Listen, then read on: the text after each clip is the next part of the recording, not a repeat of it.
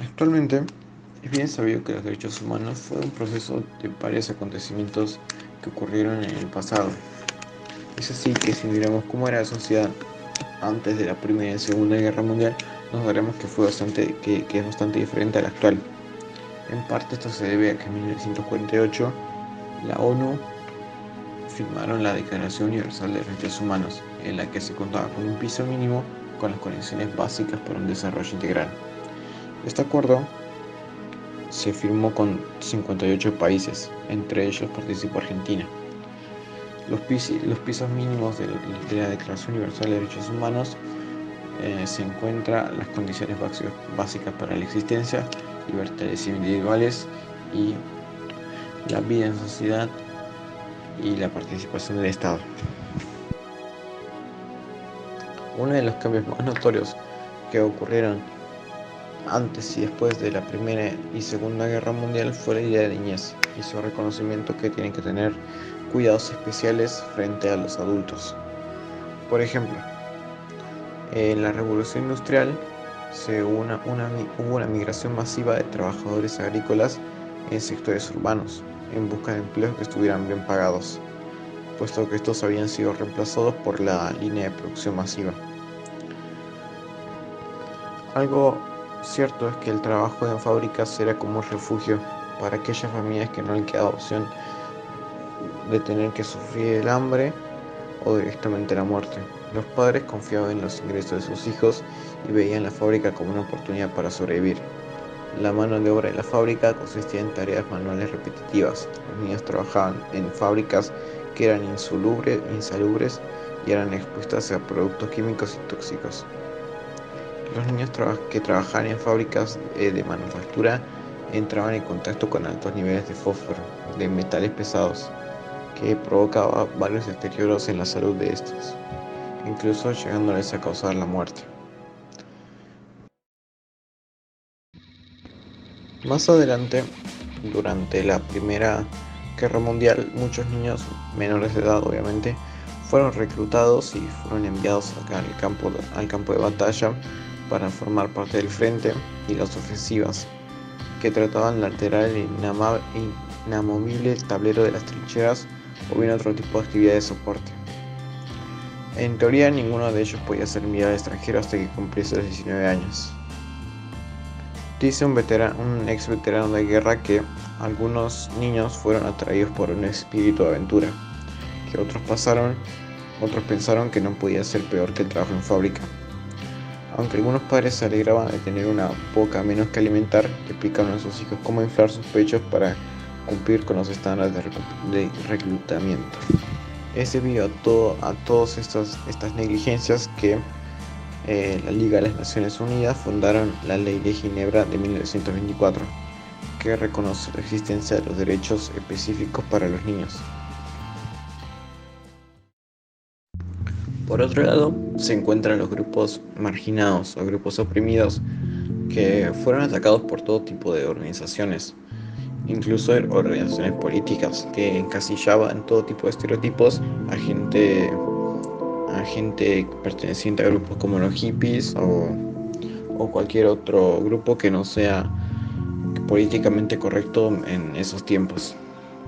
También están los grupos descendientes de afroamericanos que fueron tachados con el estereotipo de ladrones. También se usó la religión para, para oprimir a estos grupos. Se creía antes que les hacían creer que el orden natural de las cosas era que las personas afrodescendientes sí o sí tenían que servir a sus amos, que serían los blancos. También se los relacionaba con todo tipo de, de atributos que sean rechazados por la sociedad, por ejemplo las drogas. Se asociaba a diferentes drogas a algunos grupos sociales. Es por esto que la adquisición de derechos por parte de estos grupos que reclamaron sus libertades y lucharon por ellas se consideran como conquistas.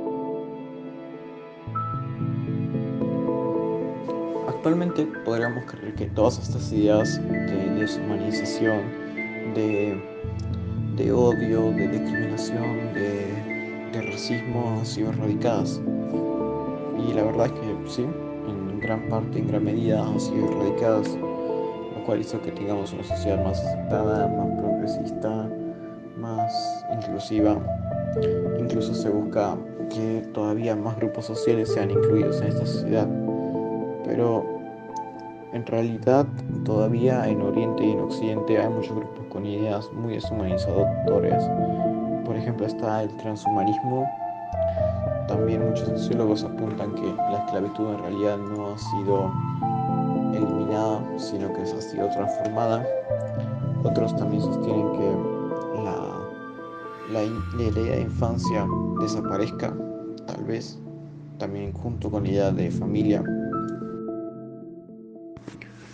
Algunas formas de deshumanización que actualmente se ven incluso aplaudidas por las masas en esta condición posmoderna es aquella que se llama romantización del trabajo. Es aquella que nos llama a trabajar excesivamente, tal vez, bajo una idea que lo refuerza. La idea del desprecio a la pereza, que todo tiene que ser productivo, que hay que generar más y más y cada vez más. Ante esto hay una idea que se llama, un pensamiento, que es aquella del pobre es pobre porque quiere. El pobre es pobre porque quiere podría llamarse crítica de banqueta porque se lo relaciona más con el pensamiento empírico, con algo que no está basado en datos, más bien está basado en experiencias. Que ignora muchos principios, como por ejemplo que uno no elige dónde nacer, uno no elige si nacer en la riqueza o en la pobreza. En realidad un pobre no puede elegir si él quiere nacer entre los barrios más ricos o los barrios más marginados. Es por eso que esta idea se tacha mucho de errónea. También está aquella idea que se llama deshumanización por altruista. Esta deshumanización, normalmente fomentada por redes sociales, es aquella que llama a actividades altruistas que suenan bastante bien, pero que en realidad la intención es solamente sacarse fotos eh, con gente marginada, que solamente hacer altruismo para compartirlo en redes sociales. Es simplemente ver a las personas como a las personas marginadas, a las personas en condiciones de calle, como animalitos que necesitan ayuda, que no se pueden defender, que son inferiores.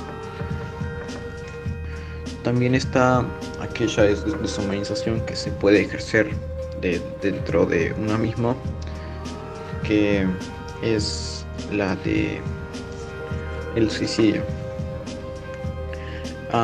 Se hizo varios estudios analizando a las personas que se suicidaban y ellos pensaban que al suicidarse estaban haciendo un bien, que cumplían una función importante, que eliminaban un desprecio a la sociedad, una carga a la sociedad, que ellos creían que ellos mismos no se reconocían como humanos, eran una carga solamente.